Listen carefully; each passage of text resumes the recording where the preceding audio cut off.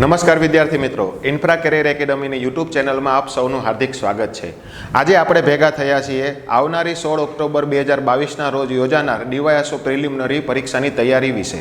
તો સૌપ્રથમ હું મારું ઇન્ટ્રોડક્શન આપું તો હું જસ્મીન બોગરા છેલ્લે લેવાયેલી ડીવાયએસઓ પરીક્ષામાં સમગ્ર ગુજરાતમાં 52મો ક્રમાંક પ્રાપ્ત કરેલો છે। આ ઉપરાંત અલગ અલગ કેન્દ્ર સરકારની, રાજ્ય સરકારની સરકારી સેવાઓમાં પણ મેં ફરજ બજાવી છે તથા 2014થી સ્પર્ધાત્મક પરીક્ષા ક્ષેત્રે મને 8 વર્ષનો બહોળો અનુભવ છે।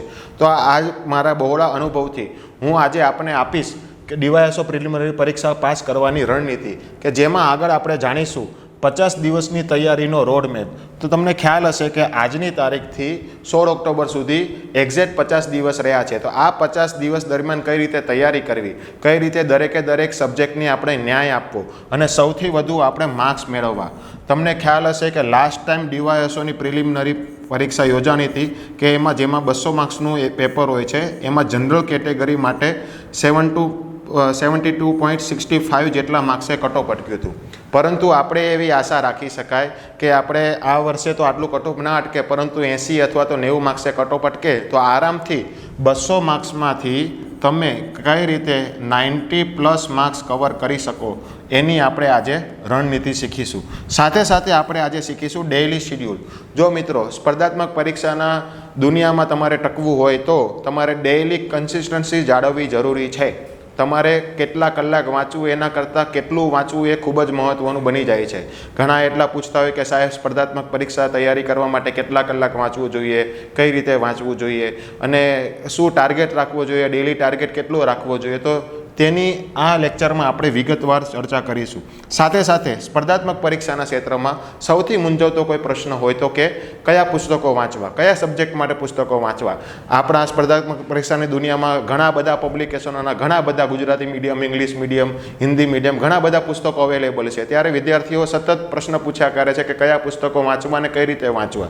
તો તેની પણ આપણે આજે માહિતી મેળવીશું। છતાં પણ આજકાલ આપણે એવી ચર્ચાઓ જોવા મળે છે કે શું ડીવાયએસઓની પ્રિલિમિનરી પરીક્ષામાં ફેરફાર થશે, તો એની પણ આપણે વિગતવાર માહિતી મેળવીશું તથા શું ફેરફાર થાય કે ના થાય, પરંતુ આપણી રણનીતિમાં શું ફેરફાર થવો જોઈએ તેની પણ આગળ માહિતી મેળવીશું। સૌપ્રથમ આપણે શરૂઆત કરીએ કે જે ડીવાયએસઓનો સિલેબસ છે એને આપણે 50 દિવસમાં કઈ રીતે ડિવાઈડ કરી શકાય કે જેનાથી આપણે સારામાં સારા માર્ક્સ સ્કોર કરી શકાય। તમને ખ્યાલ હશે કે પ્રિલિમિનરી પરીક્ષામાં માત્ર ક્વોલિફાઈંગ માર્ક્સ હોય છે। ક્વોલિફાઈંગ માર્ક્સ મીન્સ કે એના માર્ક્સ ગણવામાં આવતા નથી, તમારે માત્ર પ્રિલિમિનરીનું કટઓફ ક્લિયર કરવાનું હોય છે। પરંતુ શું ક્વોલિફાઈંગ માર્ક્સ આપણે 200માંથી 90 માર્ક્સ લાવવા માટે શું અમુક સબ્જેક્ટને ઇગ્નોર કરી શકાય? બિલકુલ નહીં। તમને ખ્યાલ હશે કે તાજેતરમાં જે જીપીએસસીના પ્રશ્નોનો ટ્રેન્ડ રહ્યો છે કે તમને બહુ ઇઝી લાગતો સબ્જેક્ટના પણ એવા અટપટા ક્વેશ્ચન પૂછે કે તમને એમાં આવડે તો નહીં તો ઠીક છે, પરંતુ તમે એમાં ભૂલ કરી બેહો તો અમુકના નેગેટિવ માર્ક્સ જાય। તો આથી ક્યારે પણ કોઈ સબ્જેક્ટને ઇગ્નોર કરવો નહીં, એ મારી ખાસ સલાહ છે। આથી દરેકે દરેક સબ્જેક્ટને નહીં આપવો। બની શકે કે તમને કદાચ હિસ્ટ્રી બહુ અઘરું લાગતું હોય, પરંતુ હિસ્ટ્રીનું તમે ઉપર છેલ્લું વાંચેલું હોય અને તેમાં જેમાંથી જે વાંચ્યું છે એમાંથી માર્ક્સ પૂછાઈ જાય તો તમને એ પ્રશ્ન આવડી પણ જાય। અને એવું પણ બની શકે કે પોલિટી તમને ખૂબ જ બધું આવડે છે, તમે એમાં ખૂબ જ જાણકાર છો, પરંતુ એમાં પ્રશ્ન એવો ટ્વિસ્ટ કરીને પૂછ્યો તો તમે એમાં ભૂલ કરી બેઠો તો અમુકના નેગેટિવ પણ માર્ક્સ જાય। આથી કોઈ પણ સબ્જેક્ટ સહેલો હોય કે અઘરો હોય પણ ક્યારે પણ કોઈ પણ સબ્જેક્ટને સ્કીપ કરવો નહીં। આથી આ 50 દિવસના શિડ્યુલમાં હું દરેકે દરેક સબ્જેક્ટના સિલેબસના પોઈન્ટને કઈ રીતે કવર કરવા તેની હું માહિતી આપીશ। તો આપણે આજે 50 દિવસ છે, આપણે ટોટલ ખ્યાલ હશે, તમે ગણતરી કરશો કે ડીવાયએસઓના પ્રિલિમિનરી પરીક્ષામાં history, geography, culture, polity, economy, science, tech, સાથે સાથે કરંટ અફેર, આ બધા ટોપિક મળાઈને ટોટલ 47 જેટલા ટોપિક થાય છે। આ 47 ટોપિકને આપણે 50 દિવસમાં કઈ રીતે કવર કરવા। આપણે માની લઈએ કે તમે અત્યાર સુધી બધું વાંચ્યું છે, પરંતુ અત્યારે તમારે નવેસરથી એક ચીલો ચાલુ કરવો છે કે ભાઈ મારે હવે 50 દિવસમાં આખો સિલેબસ કમ્પ્લીટ કરવો છે, સાથે સાથે રિવિઝન કરવું છે, મોક ટેસ્ટ આપવી છે અને બેફિકર તૈયારી કરીને આપણે એક્ઝામ આપવી છે અને સારામાં સારા માર્ક્સ મેળવીને આપણે મેન્સ માટે ક્વોલિફાય થવું છે। તો આજે જાણીએ કે આપણે કઈ રીતે તૈયારી કરી શકાય। જો મેં ડેઇલી શિડ્યુલ બનાવ્યું છે કે 26 ઓગસ્ટ, તો 26 ઓગસ્ટ એટલે કે કાલની તારીખ કે ભાઈ સિંધુ ખીણની સભ્યતા, લાક્ષણિકતાઓ, સ્થળ સાંસ્કૃતિક ઇતિહાસ, કળા, વૈદિક યુગ, જૈન ધર્મ અને બૌદ્ધ ધર્મ. આ ટોટલ આપણે વાત કરીએ આગળ કયા કયા પુસ્તકો વાંચવાના છે, તો એની વાત કરીએ તો એની પહેલાં આપણે હિસ્ટ્રી, પ્રાચીન અને મધ્યકાલીન ભારતનો ઇતિહાસ આપણે યુવા પબ્લિકેશનની બુકમાંથી વાંચવાનો થશે. એમાં શરૂઆતના 3 ચેપ્ટર છે, તો આપણે એક દિવસમાં એ વાંચવાના છે. ખ્યાલ આવી ગયો. તેવી જ રીતે 27 તારીખે આ મૌર્ય અને ગુપ્ત સામ્રાજ્ય, 28 તારીખે ગુજરાતના મહત્ત્વના રાજવંશો, એની અસરો, એટલે કે આપણે જે ગુજરાતની ઇતિહાસની ચોપડી છે યુવાની તાજેતરની આવેલી છે, એમાં અત્યાર સુધીના સોલંકી વંશથી લઈને લેટેસ્ટ બધા માળવા વંશ, પરમાર વંશ, વાઘેલા વંશ, બધા વંશોની માહિતી આપણે મેળવવાની છે. એક દિવસમાં એ આરામથી વંચાઈ જાય. પ્લસ સાથે સાથે વાત કરીએ 29 ઓગસ્ટે કે આપણે શું વાંચવાનું કે ભાઈ યુરોપિયનોના આગમન વિશે, 1857ના સંગ્રામ વિશે, આ બધા ટોપિક વિશે વાંચવાનું છે.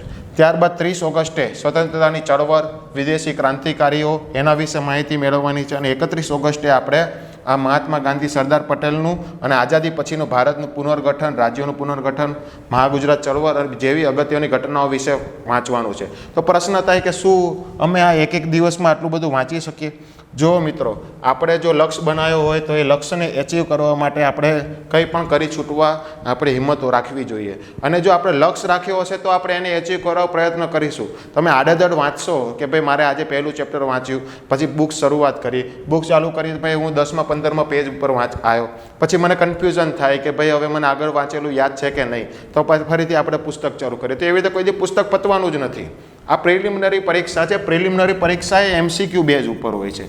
MCQ બેઝ ઉપર તમારે કોઈ પરફેક્ટ નોલેજ હોય એવું જરૂરી નથી, પરંતુ તમને જે 4 ઓપ્શન આપેલા છે એ 4 ઓપ્શનમાંથી તમારે ખોટા ઓપ્શન એલિમિનેટ કરવાની તાકાત તમને આવી જાય તો તમે MCQ આરામથી સોલ્વ કરી શકો. અત્યાર સુધીનો ઇતિહાસ છે કે કોઈ પણ પરીક્ષાની પ્રિલિમિનરી પરીક્ષા હોય કે જેમ કે કેન્દ્ર સરકારની કોઈ પરીક્ષા હોય કે ગુજરાત સરકારની પરીક્ષા હોય, કોઈ પણ પ્રિલિમિનરી પરીક્ષા મેં ફેલ કરી નથી. એનું કારણ આ જ છે, મેં કોઈ પણ સબ્જેક્ટને ઇગ્નોર પણ નથી કર્યો અને દરેક સબ્જેક્ટને મેં થોરલી વાંચ્યા છે, કન્ટિન્યુ, અને ક્યારે વચ્ચે મેં ગેપ નથી લીધો અને ક્યારેય એવું નથી વિચાર્યું કે મને આગળનું યાદ છે કે નહીં. તો આપણે બસ મેં આ શિડ્યુલ બનાવ્યું છે, તમારે એ ટોપિકો વાંચી લેવાના છે. તમે કોઈ પણ બુક વાંચતા હોય, પરંતુ આ જે સિલેબસનો ટોપિક છે તમારા બુકમાં જે ચેપ્ટરમાં કવર થતો હોય એ તમારે એક દિવસમાં આટલું વાંચવાનું છે. હવે એક દિવસમાં માણસની શરૂઆતની નોમિનલ કેપેસિટી હોય કે એક દિવસમાં કેટલા પેજ વાંચી શકાય. કે ભાઈ જે કોઈ દી ના વાંચ્યું એ એક દિવસમાં માત્ર 20 કે 30 પેજ વાંચી શકે. પરંતુ જો આપણા જેવા ઘણા મિત્રો હોય કે જે સ્પર્ધાત્મક પરીક્ષા ક્ષેત્રની ઘણા વર્ષોથી તૈયારી કરે છે, તો એક દિવસના 100 થી 150 પેજ પણ વાંચી શકતા હોય છે. તો આપણે અત્યારે અનુભવ હોય કે ના હોય, પરંતુ અત્યારે આપણે એવી કેપેસિટી રાખવી જોઈએ કે એક દિવસમાં આરામથી તમે 100 થી 150 પેજ તો વાંચી શકો. અને વાંચવાનું કઈ રીતે એ પણ આપણે આગળ ડિટેલમાં ચર્ચા કરીશું. તો આપણે શિડ્યુલ વિશે વાત કરીએ તો કે 7મા દિવસે આપણે 1 સપ્ટેમ્બરે આપણે દેશી રાજ્યોના સુધારાવાદી પગલાઓ, સિદ્ધિઓ, એની માહિતી મેળવીશું. 2 સપ્ટેમ્બરે ભારત અને ગુજરાતનો સાંસ્કૃતિક વારસો કે જેના ઘણા MCQ અટપટા પૂછાય છે, આપણને પૂછાય છે કે ક્યાંથી પૂછાય છે આ પ્રશ્નો અને આના માટે કયા પુસ્તકો વાંચવા, એનું પણ આપણે આગળ માહિતી મેળવીશું. એ પ્રમાણે 3 સપ્ટેમ્બરે ગુજરાતની જે લોક સંસ્કૃતિ, મૌખિક પરંપરા છે એનું મહત્ત્વ, એના વિશે, ત્યારબાદ ગુજરાતની કળા કસબ, ટૂંકમાં આદિવાસી જનજીવન, આ બધા સિલેબસને મેં એક દિવસમાં કેટલો સિલેબસ કવર કરી શકાય એના અનુલક્ષીને મેં આખું શિડ્યુલ બનાવ્યું છે. જેમ કે મેં 4 સપ્ટેમ્બરે મેં સિલેબસના 3 ટોપિક કવર કરેલા છે. કેમ કે ભાઈ કળા કસબ, સામાજિક સાંસ્કૃતિક પ્રદાન, આદિવાસી જનજીવન, ગુજરાતના તીર્થ સ્થળો, પર્યટન સ્થળો, આ એવા ટોપિક છે કે તમે એક દિવસમાં કન્ટિન્યુ તમે 100 કે 150 પેજમાં તમે કવર કરી શકો અને આટલા પેજમાં ઇનફ આખું મટીરિયલ આવી જાય. તમારે બીજું કંઈ એક્સ્ટ્રા વાંચવાની જરૂર નથી. ત્યારબાદ આપણે 5 સપ્ટેમ્બરે બંધારણ ચાલુ કરીશું. અહીંયાથી હિસ્ટ્રી અને કલ્ચર પતી જાય છે. તો આપણે બંધારણમાં આપણે શું કરીશું, બંધારણનો ઉદ્ભવને, એનું મૂળભૂત અધિકાર, ફરજો, માર્ગદર્શક સિદ્ધાંતો, બંધારણીય સુધારાઓ, આ જે બધા છે. હવે આ થોડોક વાસ્ટ ટોપિક થઈ જાય, તો આ એક ટોપિકને મેં 2 દિવસ એલોટ કરેલા છે, 5 સપ્ટેમ્બર અને 6 સપ્ટેમ્બર. ત્યારબાદ આપણા શિડ્યુલમાં આવે છે 13મો દિવસમાં 7 સપ્ટેમ્બરના રોજ આપણે જે સંઘ અને રાજ્ય સરકારના કાર્યો, રાજ્ય વિધાનમંડળ, સંસદ વિશેની, રાષ્ટ્રપતિની, રાજ્યપાલની વગેરેની આપણે ચેપ્ટરો વાંચવાના છે. અને જે 8 સપ્ટેમ્બર છે એમાં આપણે 2 ટોપિક કરવાના છે, બંધારણીય સંસ્થાઓ, નિયમનકારી સંસ્થાઓ અને પંચાયતી રાજ વગેરે ટોપિક કરવાના છે. ત્યારબાદ આપણે વાત કરીએ તો 15મા દિવસે જો આ 15મા દિવસનું શિડ્યુલ, આ તો માત્ર 50 દિવસનું શિડ્યુલ તમને આનું અમારી એપ્લિકેશન છે ગૂગલ પ્લે સ્ટોર ઉપર ઇન્ફ્રા કરિયર એકેડમી, એની પીડીએફ, એમાં આ પીડીએફ પણ મળી શકશે. આ પીડીએફથી તમે આખું શિડ્યુલ તમે જો ફોલો કરવાની કોશિશ પણ કરશો અને એને સતત હું કે રિપીટ કરશો તો ગેરંટી આપું છું કે 50 દિવસમાં તમારો આખો સિલેબસ કવર થઈ જશે. તમારે એવું વિચારવાની જરૂર નથી કે શું હું આ એક દિવસમાં હું આખો ટોપિક કવર કરી શકીશ. તમારે માત્ર એટલું જ કરવાનું છે કે તમારો આ જે ટોપિક છે એ ટોપિક સિલેબસનો પકડીને તમારી પાસે જે બુક અવેલેબલ છે એ બુકમાં કયા કયા ચેપ્ટરમાં આપેલો છે તમારે ટીક કરીને બસ એ દિવસમાં આટલા ચેપ્ટર તમારે વાંચવાના છે. ખ્યાલ આવી ગયો? અને પછી કઈ રીતે રિવિઝન કરવાનું છે એનું પણ હું આગળ માહિતી આપીશ. હવે તો આપણે 15મા દિવસનું વાત કરીએ તો કે ભાઈ આ ટોપિક બહુ નાનો છે કે ભાઈ જાહેર નીતિ, શાસન ને ઉદારીકરણ, ખાનગીકરણ, ત્યારબાદ અધિકાર સંલગ્ન મુદ્દાઓ કે ભાઈ જે કહેવાય બહુ ઓછા પ્રશ્નો પૂછાય પ્રિલિમિનરીમાં, પણ આપણે એક ટોપિક આપણે પુસ્તકમાં કવર થતો હોય એટલો ચેપ્ટર વાંચી લેવાનું. ખ્યાલ આવી ગયો? ત્યારબાદ 10 સપ્ટેમ્બરે અગત્યની નીતિઓ અને કાર્યક્રમો એટલે કે ભાઈ યોજનાઓ, પહેલો ભારત સરકાર કે રાજ્ય સરકારની જે શરૂ થાય છે નવી એના વિશે માહિતી આપણે મેળવી લેવાની. ત્યારબાદ 11 સપ્ટેમ્બરે આપણે ઇકોનોમી શરૂ કરી તો ઇકોનોમીનો પહેલો ટોપિક આર્થિક સુધારાઓ, નીતિ આયોગ વગેરે જોઈશું. 12 સપ્ટેમ્બરે આપણે કૃષિ ક્ષેત્રની માહિતી વાંચી લેવાની. ત્યારબાદ 13 સપ્ટેમ્બરે ફાઇનાન્શિયલ સિસ્ટમની માહિતી અને ફોરેન ટ્રેડ એટલે કે વિદેશ વ્યાપારની પણ આપણે જે પુસ્તકમાં માહિતી અવેલેબલ હોય તેની માહિતી મેળવી લેવાની. ત્યારબાદ 14 સપ્ટેમ્બરે ગુજરાતનું અર્થતંત્ર એટલે કે ગુજરાતની ઇકોનોમી. તો ગુજરાતના અર્થતંત્ર માટે શું વાંચવું કે ભાઈ છેલ્લે આપણે જે સામાજિક સર્વેક્ષણ આવ્યું ઇકોનોમી સર્વે, તો ઇકોનોમી સર્વે માટે આપણે એની તૈયારી કરી લેવાની. હવે ઇકોનોમી સર્વેમાં હવે તો બહુ મોટું હોય તો ઇકોનોમી સર્વે આપણે કઈ રીતે તૈયારી કરવી? તો ઇકોનોમી સર્વેમાં જે શરૂઆતના જે 9 થી 10 પત્તા હોય ને કે જેમાં પ્રસ્તાવના તરીકે આપી માહિતી હોય તો બસ એ શરૂઆતના 9 કે 10 પત્તા જ વાંચવાના છે. પરંતુ આ ટોપિક બહુ મોસ્ટ આઈએમપી એટલા માટે બની જાય કે જીપીએસસીનો ટ્રેન્ડ રહ્યો છે કે અત્યાર સુધીના જેટલા પણ ઇકોનોમીના ક્વેશ્ચન પડ્યા છે એમાંના મોટા ભાગના પ્રશ્નો એ ઇન્ડિયાના સોશિયલ ઇકોનોમી સર્વે અથવા તો ગુજરાતના સોશિયલ ઇકોનોમી સર્વેના બેઠા ક્વેશ્ચન પૂછાય છે. અને આ બધા આંકડા સ્વરૂપે હોય છે એટલે કે તમારે આના આંકડા પણ બહુ યાદ રાખવા જરૂરી છે. એટલે જે મેન આંકડા છે તમે આંકડા યાદ કરો એટલે કે ડેટા એન્ડ ફેક્ટ્સ, તો એ તમારા માટે પ્રિલિમ માટે મોસ્ટ આઈએમપી બની જશે. ખ્યાલ આવી ગયો? તો આ ઇકોનોમી સર્વેના જે શરૂઆતના 9 કે 10 પત્તા છે તમારે એક જ દિવસમાં વાંચો, પણ એ 10 પત્તા તમારે એવી રીતે વાંચવાના કે આંકડા સરળતાથી યાદ રહી જાય. ખ્યાલ આવી ગયો? ત્યારબાદ 15 સપ્ટેમ્બરે આપણે ભૂગોળ ચાલુ કરીશું. એમાં જનરલ જિયોગ્રાફી તરીકે સૂર્યમંડળ, પૃથ્વી, દરિયાઈ ખંડીય સંસાધનો વગેરેની માહિતી. 16 સપ્ટેમ્બરે ભૌતિક જિયોગ્રાફી એટલે કે ફિઝિકલ જિયોગ્રાફીની આપણે વાંચવાનું.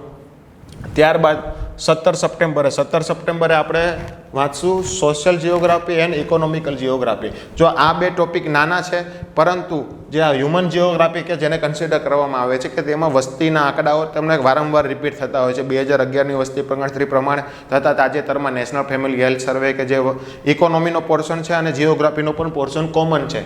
તો એ બધા તમારે ગ્રામીણ શહેરી ઘટક, શહેરીકરણ ને એ બધા તમારે એક દિવસમાં તમારે આરામથી કવર થઈ જાય.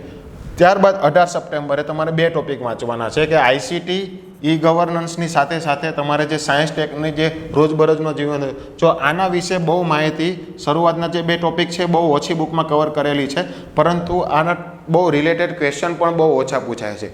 ક્યારેક આપણે જે કે જીપીએસસીમાં જનરલ સાયન્સના જે ક્વેશ્ચન પૂછાય છે એ જનરલ સાયન્સના ક્વેશ્ચન 6 થી જે 10 ધોરણની બુક છે એ 6 થી 10 ધોરણની જીસીઆરટીના જ ક્વેશ્ચન પૂછાય છે. એટલે તમારે આના માટે તમારે જીસીઆરટીનો જે મેન પોઈન્ટ છે ઓનલી સાયન્સ રિલેટેડ ચેપ્ટર, તમારે એવું લાગે તો પ્રીવિયસ યરના ક્વેશ્ચન પણ જોઈ લેવાના. એ જે સાયન્સ રિલેટેડ ક્વેશ્ચન એ પણ માત્ર કેટલા હોય, 1 કે 2, જો એટલે એ પ્રમાણે તમારે એવી રીતે જ તૈયારી કરવાની કે ભાઈ એક દિવસમાં તમારે આ બે ટોપિક કવર થઈ જાય. એમાં આઈસીટી અને ઈ ગવર્નન્સમાં તો તે તમારે જે કરંટ અફેરના રિલેટેડ ક્વેશ્ચન આવશે. જો ઇકોનોમી અને સાયન્સ ટેક બે સબ્જેક્ટ એવા છે, કયા ઇકોનોમી એન્ડ સાયન્સ ટેક, આ બે સબ્જેક્ટમાંથી મોટા ભાગના ક્વેશ્ચન કેના હશે?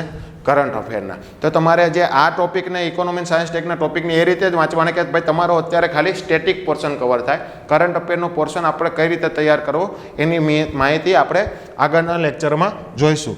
ત્યારબાદ 19 સપ્ટેમ્બરે આપણે અવકાશ અને સંરક્ષણ સેવાનો ટેકનોલોજી માહિતી મેળવવાની. ત્યારબાદ 20 સપ્ટેમ્બર આપણે ઉર્જા નીતિ, પરમાણુ નીતિ અને એ પ્રમાણે સરકારના કાર્યક્રમોની આપણે જે પુસ્તકમાં માહિતી આપેલું એ વાંચવાની. ત્યારબાદ 21 સપ્ટેમ્બરે પર્યાવરણ વિજ્ઞાન એટલે કે એન્વાયરમેન્ટ માટેની પણ માહિતી મેળવવાની. તો આ થઈ આ પ્રમાણે 28 દિવસના આપણે શિડ્યુલમાં પહોંચી ગયા. તમને એવું કે સરપ્રાઈઝ થશે કે ભાઈ હું શું આટલા બધા દિવસમાં આટલા બધા સબ્જેક્ટ કવર કરી શકાય.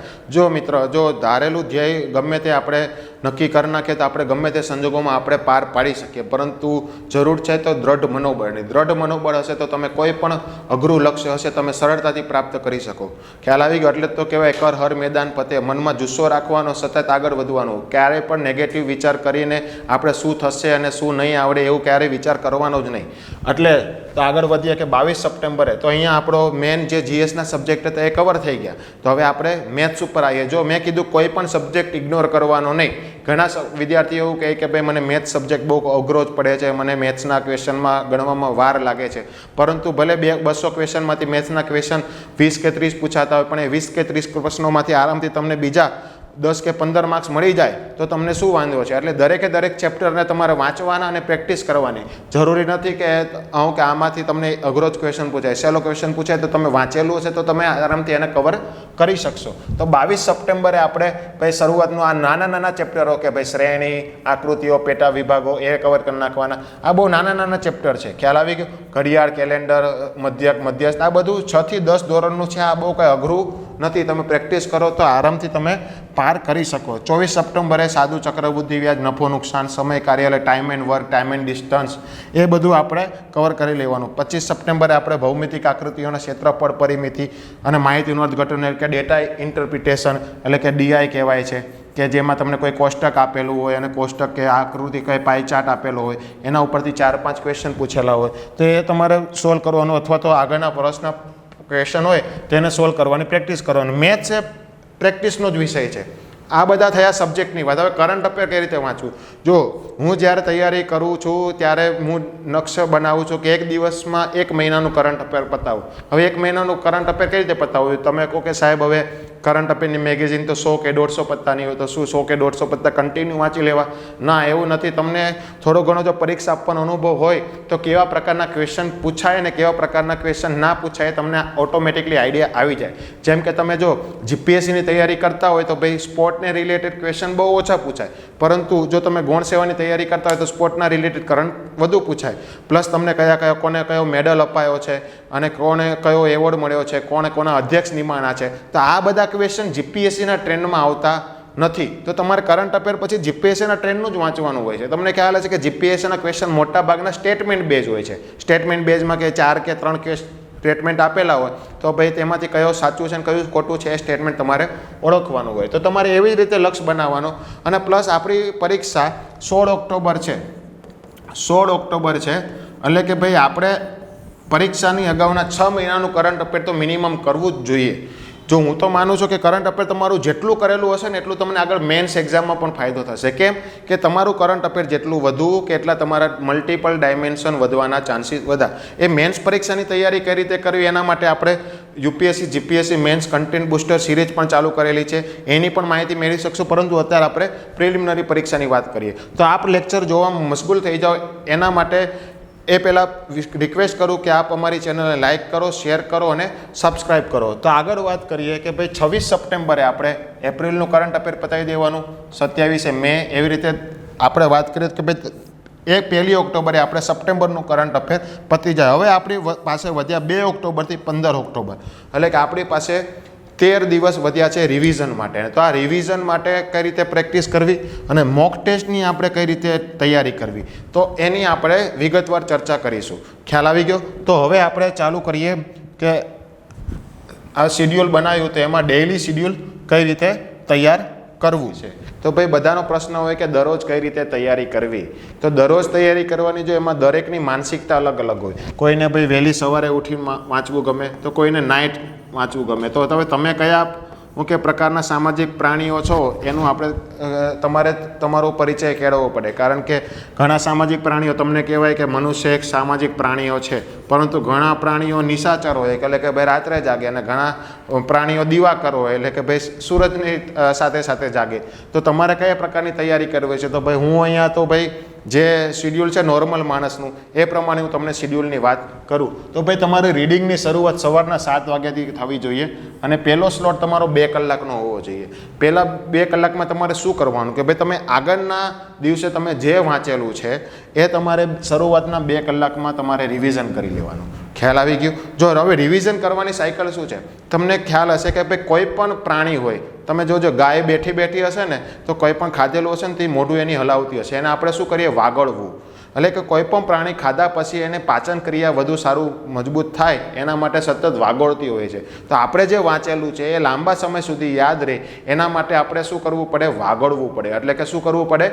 રિવિઝન કરવું પડે. તો આ રિવિઝન કરવાની ટેકનિક શું હોય? તો રિવિઝન કરવા માટેની ટેકનિક શું હોય કે ભાઈ 1 દિવસ, 7 દિવસ અને 21 દિવસ. તો આ 3 સાયકલ જો આપણી ફરી જાય વાંચવા માટે તો ક્યારે પણ આપણું વાંચેલું ક્યારે પણ ભૂલાતું નથી. તમને ગમે ત્યારે MCQ તમને 3 વર્ષ પછી પણ પૂછે, પરંતુ આ 3 સાયકલ તમારી રિવિઝનમાં ફરેલી છે તો 3 વર્ષ પછી પણ તમને અંદાજો તો આવી જ જશે કે આ ક્વેશ્ચનનો શું જવાબ આવી શકે અને શું ના આવી શકે. તો પહેલી દિવસે આપણે તરત જ 24 કલાકમાં રિવિઝન કરી દેવાનું હોય. બીજું રિવિઝન આપણે 7 દિવસ પછી કરવાનું હોય. ત્રીજું રિવિઝન 21 દિવસ પછી કરવાનું હોય. ખ્યાલ આવી ગયો? તો આ 3 સાયકલ કઈ રીતે ફોલો કરવાની તે તમે શરૂઆતમાં પ્રેક્ટિસ કરશો. ધીમે ધીમે તમને એવું લાગશે ભાઈ મારે રિવિઝન કરતાં વધુ સમય લાગે છે, પરંતુ રિવિઝન કરવાનો મતલબ એવો નથી કે તમારે ફરીથી વાંચવું. તમારે રિવિઝન કરવું એટલે કે તમારે ફટાફટ નજર ફેરવવી. આપણું જે કોન્શિયસ માઇન્ડ છે એના કરતાં સબકોન્શિયસ માઇન્ડ બહુ પાવરફુલ હોય છે. સબકોન્શિયસ માઇન્ડ તમે જે પણ પિક્ચર તમે મગજમાં ક્લિક કરો ને તમારે લોંગ ટાઈમ સુધી મેમરીમાં રાખી શકે છે. એટલે ઘણીવાર તમે વાંચતા હશો ને તમને પરીક્ષામાં એવો અનુભવ થશે કે ભાઈ મેં આ વાંચેલું છે અને તમને મનમાં પેજ પણ દેખાતું હશે કે ભાઈ આવું પેજ છે, એમાં આ પેજના આ કોર્નર ઉપર આ સ્ટેટમેન્ટનો જવાબ લખેલો છે, પરંતુ શું લખેલું છે ને એ યાદ નથી આવતું. તો આ સબકોન્શિયસના પાવરને આપણે વધારવા માટે પ્રેક્ટિસ કરવી પડશે અને પ્રેક્ટિસ કરવા માટે આપણે સતત પુનરાવર્તન જરૂરી છે. તો તમને ખ્યાલ હશે કે સાયકોલોજીના નિયમ પ્રમાણે કોઈ પણ ક્રિયા તમે સતત 21 દિવસ સુધી ફોલો કરો તો એ તમારી ડેઇલી રૂટીન બની જાય છે. તો તમારું આ ડેઇલી શિડ્યુલ તમે સતત 21 દિવસ સુધી ફોલો કરશો તો તમારું આ ડેઇલી શિડ્યુલ બની જશે. હવે મહત્ત્વની વસ્તુ 2 હોય કે તમારે કેટલા કલાક વાંચવા અને કઈ રીતે વાંચવું અને કેટલું વાંચવું, હાવ અને હાવ મચ. તો બેમાંથી શું મહત્ત્વનું છે? શું 15 કલાક વાંચવા જરૂરી છે કે ડેઈલી આપણે 100 થી 150 પેજ વાંચવા જરૂરી છે? તો મારા મતે તો જવાબ છે કે કેટલું વાંચવું એ જરૂરી નથી. તમારે કેવી રીતે વાંચવું અને કઈ રીતનું યાદ રહે છે તમારા માટે એ જરૂરી છે. એટલે કે કેટલા કલાક વાંચો એનામાંથી મહત્ત્વ નથી. તમે 5 કલાક વાંચો પણ 5 કલાકમાં તમે 100 પેજ વાંચી લો છો અને તમને સારી રીતે યાદ રહે છે તો એ બહુ સારું કહેવાય. પરંતુ તમે 10 કલાક 12 કલાક વાંચો છો પરંતુ તમને 100 પેજ વાંચ્યા એમાંથી તમને હું કે કાંઈ આઈડિયા જ નથી આવ્યો તો એ નકામું છે. એટલે કે ભાઈ કેટલા કલાક વાંચો એ જરૂરી નથી, તમે કેવી રીતે વાંચો છો એ મહત્ત્વનું છે. ખ્યાલ આવી ગયો? તો આપણે જે શિડ્યુલ બનાવ્યું છે કે ભાઈ 7 થી 9, તો ભાઈ 7 થી 9માં તમારે શું કરવાનું કે ભાઈ 7 થી 9માં તમારે જે રિવિઝન આગલા દિવસનું કરવાનું છે અને ત્યારબાદ 15 મિનિટનો ગ્રેપ અને 15 મિનિટનો જે ગ્રેપ પડી જાય એ ગ્રેપમાં તમારે શું કરવાનું હોય કે ભાઈ તમારે થોડુંક માઇન્ડ ફ્રેશ કરવાનું હોય. તમને એક સાયકોલોજી પ્રમાણે તમે કન્ટિન્યુઅસ કોઈ પણ એક વસ્તુ કરો ને તો તમારું માઇન્ડ બોર થઈ જાય. ખ્યાલ આવી ગયો? તો માઇન્ડને થોડુંક તમારે રિલેક્સેશન આપવા માટે અથવા તો બીજી ડિરેક્શન જવા માટે તમારે એની કહેવાય રિધમ ચેન્જ કરવી પડે. હવે આમાં 2 પ્રકારની તૈયારી કરી શકાય. 2 પ્રકારની તૈયારી કઈ રીતે? કે ભાઈ પહેલા પ્રકારની તૈયારી કેવી રીતે હોય કે ભાઈ પહેલા પ્રકારનો માણસ કેવું નક્કી કરે કે ભાઈ મારે એક સબ્જેક્ટ આટલા દિવસમાં પતાવવો છે. કે ભાઈ મારે હિસ્ટ્રી છે તો 7 દિવસમાં મારે એને કમ્પ્લીટ કરી દેવું છે. બરાબર છે? તો ભાઈ પહેલાં 7 દિવસમાં એ હિસ્ટ્રી પતાવશે, બીજા 7 દિવસમાં એ જિયોગ્રાફી પતાવશે, ત્રીજા 7 દિવસમાં એ પોલિટી પતાવશે. આ રીતે એનો સિલેબસ કવર કરશે. હવે બીજા પ્રકારની તૈયારી કેવી હોઈ શકે કે ભાઈ મારે બધા સબ્જેક્ટની એક સાથે પેરેલલ તૈયારી કરવી છે. એટલે કે ભાઈ મારે 2 કલાક ડેલી હું 10 કલાક વાંચતો હોય કે 8 કલાક વાંચતો હોય તો એ 2 કલાકના સ્લોટ પાડી દેશે. બરાબર? તો ભાઈ મારે 2 કલાક હિસ્ટ્રી કરવું છે, 2 કલાક જિયોગ્રાફી કરવું છે, 2 કલાક પોલિટી કરવું છે અને 2 કલાક ઇકોનોમી કરવું છે. તો આ રીતે તૈયારી કરતા હોય. હવે જો ડેઈલી બધાની કે માનસિકતા ને બધાનું કે મગજની તાકાત અલગ અલગ હોય છે તો તમને કયું શિડ્યુલ ફાવે છે એ રીતે તમારે યાદ રાખવાનું. અને સાથે મેં કીધું કે તમારે રિવિઝન તો તમારે આગલા દિવસે કરવાનું જ છે. કે તમે ભાઈ એક સબ્જેક્ટ વાંચતા હોય કે તમારે બે રીતે વાંચતા હોય, બરાબર, ખબર પડી ગઈ. પરંતુ સૌથી વધુ ફ્રૂટફુલ મેટર હોય તો એક સાથે તમે મલ્ટિપલ સબ્જેક્ટ વાંચો ને એ ફ્રૂટફુલ મેટર થાય. એનું કારણ શું કે ભાઈ તમે આખો દિવસ, તમે ધારો કે આજે હિસ્ટ્રી લીધું તો આખો દિવસ તમે હિસ્ટ્રી વાંચ કરશો ને તો ભાઈ તમારું માઇન્ડ સતત એક જ દિશામાં વિચારતું થઈ જશે અને તમને શું કહેવાય થાક મહેસૂસ થશે કે ભાઈ છેલ્લે કંટાળો આવશે.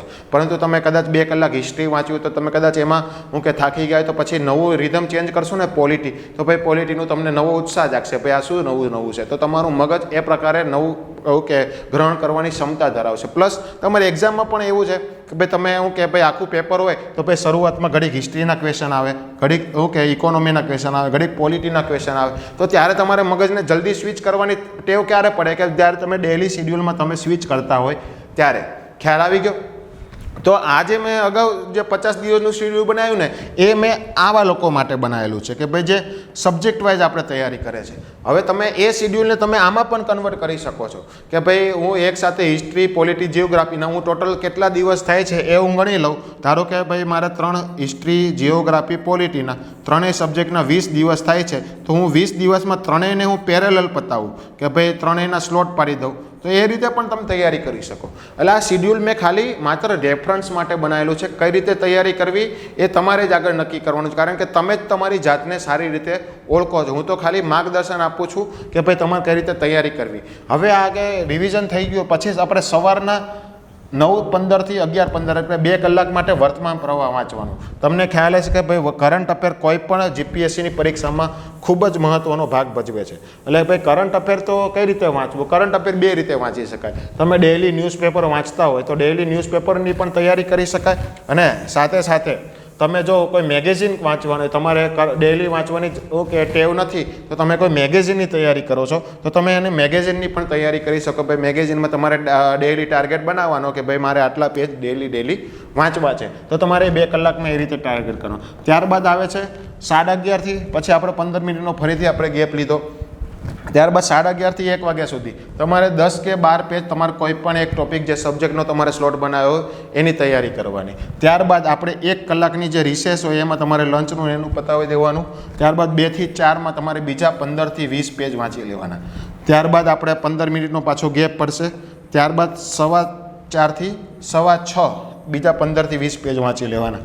હવે આ 6:30 થી 8:30 બીજો 15 મિનિટનો ગેપ, 15 થી 20 બીજા પેજ વાંચી લેવાના. 15 થી 20 એટલા માટે લખું છું કે ભાઈ બધાની કેપેસિટી અલગ અલગ હોય. કોઈ 15 પેજ વાંચી શકે, 20 પેજ વાંચી શકે. તમે ધારો કે 20 પેજની ગણતરી રાખો તો ભાઈ 20 પેજ અને 2 કલાક એટલે કે ભાઈ 120 મિનિટ થઈ. એટલે 120 મિનિટમાં તમારે 20 પેજ એટલે કે ભાઈ 6 મિનિટમાં તમારે 1 પેજ પતાવવાનું હોય. જો આ તમારું એક લક્ષ્ય હશે ને તો તમે 6 મિનિટમાં 1 પેજ પતાવી શકશો.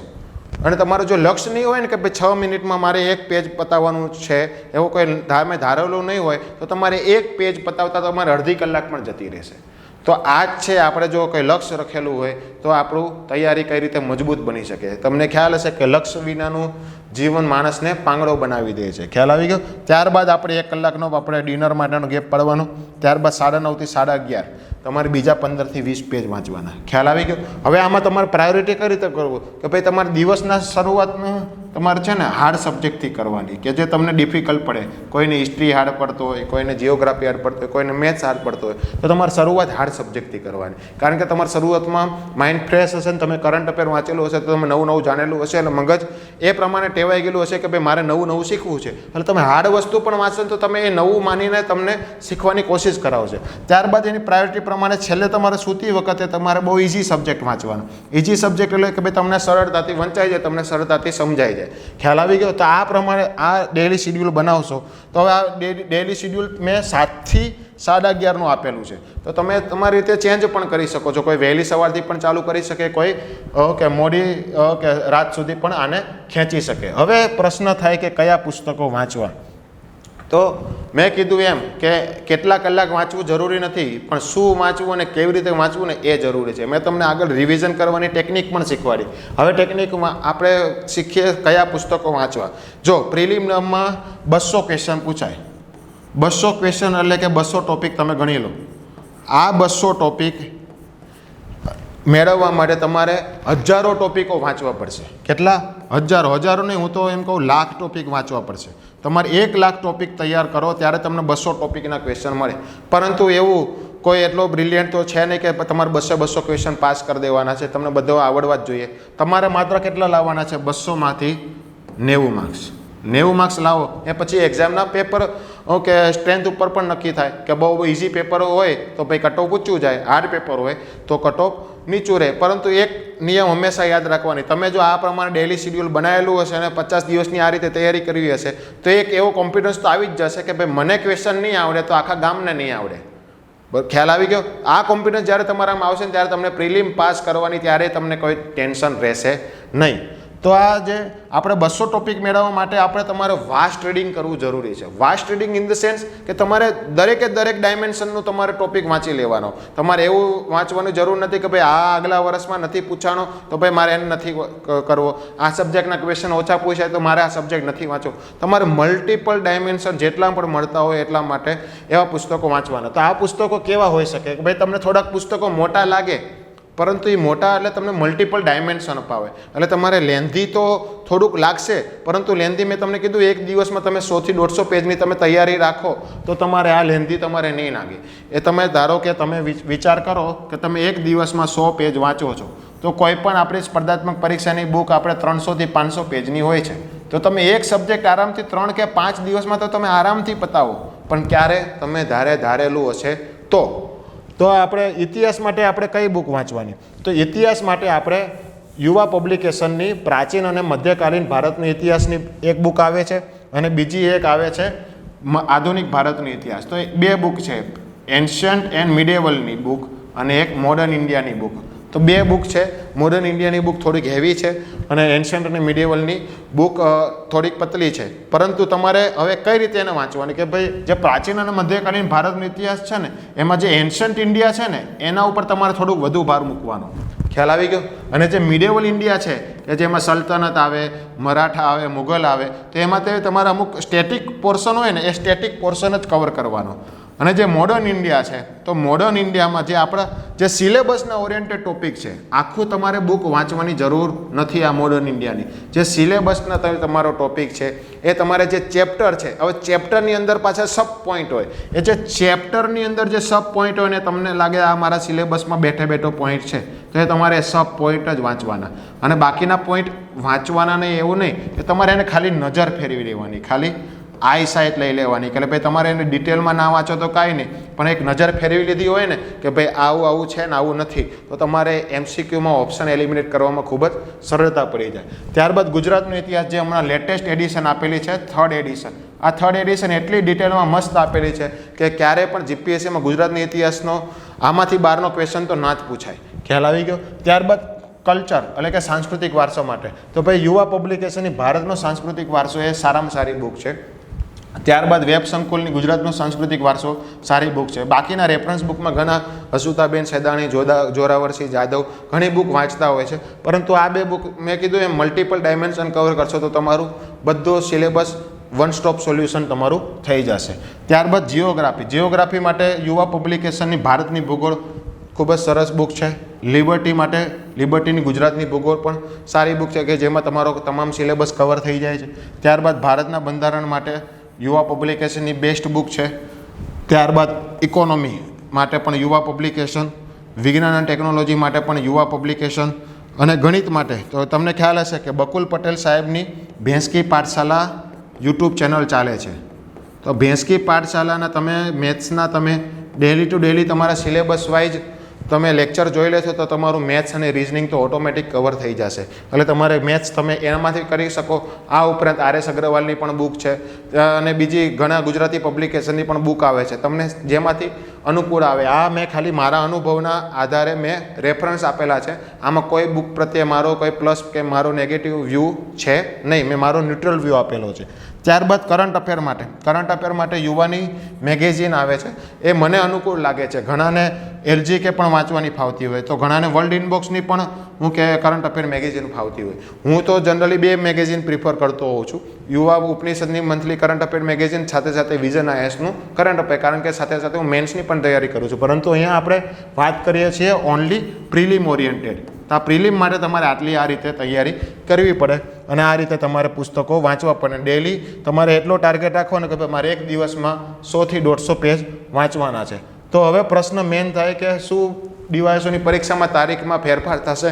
તમને ખ્યાલ હશે કે આપણે તાજેતરમાં હમણાં 2 મેન્સની એક્ઝામમાં ફેરફાર થયા. કયા? એકાઉન્ટ ઓફિસર ક્લાસ 2 અને પ્લસ કાર્યપાલક ઇજનેર કે ડેપ્યુટી ઇજનેર ક્લાસ 2, આ 2ની મેન્સના તારીખમાં ફેરફાર થયા. એમાં આની તારીખ તો હમણાં 13 ઓક્ટોબર સુધીની આવેલી છે. ખ્યાલ આવી ગયો? પહેલાં તારીખ હું કે અગાઉ નક્કી નહોતી. તો આ જે તારીખ આવેલી છે, તો આના ઉપરથી ઘણાને એવું થયું કે 16 ઓક્ટોબરે જે લેવાની પરીક્ષા છે એમાં ફેરફાર થશે.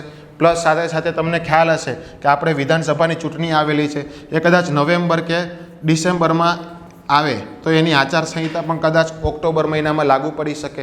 તો આ ઓક્ટોબર મહિનામાં આચારસંહિતા લાગે તો શું આ પરીક્ષામાં ફેરફાર થાય? પરંતુ એક મિત્ર હું તમને ચોખ્ખોટ કહી દઉં કે જ્યારે પણ સરકારની પરીક્ષાની જાહેરાત બહાર પડી ગઈ હોય પરંતુ આચારસંહિતા લાગે તો પરીક્ષા લેવામાં કોઈ વાંધો નથી, એટલે સરકાર પરીક્ષા યોજી શકે. પરંતુ પ્રશ્ન ક્યાં આવે કે જ્યારે પરીક્ષામાં આપણે આટલા બધા ઉમેદવારોએ નોંધણી કરાવેલી હોય ત્યારે જે સ્ટાફ રોકાયેલો હોય તો એ સ્ટાફની જો મેનેજમેન્ટ ના થઈ શકે અથવા તો સ્કૂલ કોલેજની વ્યવસ્થા ના થઈ શકે તો આવા જ સંજોગોમાં સ્પર્ધાત્મક પરીક્ષાની તારીખમાં ફેરફાર કરવામાં આવે છે. તો અત્યારે પણ એવા કોઈ ઠોસ સમાચાર નથી કે ફેરફાર થવાના છે, પરંતુ આપણે તો એવી માનસિકતા સાથે તૈયારી કરવી જ પડશે કે આપણી પરીક્ષા 16 ઓક્ટોબરના રોજ છે અને મારી પાસે અત્યારે 50 દિવસ છે, તો એ પ્રમાણે જ આપણે ટાર્ગેટ કરવો પડશે. અને હું ગેરંટી આપું છું કે આ 50 દિવસનું શિડ્યુલ તમે ફોલો કરશો અને સાથે સાથે આ ડેઇલી શિડ્યુલ જે મેં વાંચેલું છે કે ડેઇલી શિડ્યુલ પ્રમાણે કયા પુસ્તકો વાંચવાના છે એ ફોલો કરશો તો ગેરંટી આપું છું કે તમારે આવનારી જે DYSOની પ્રિલિમિનરી પરીક્ષા છે એમાં તમને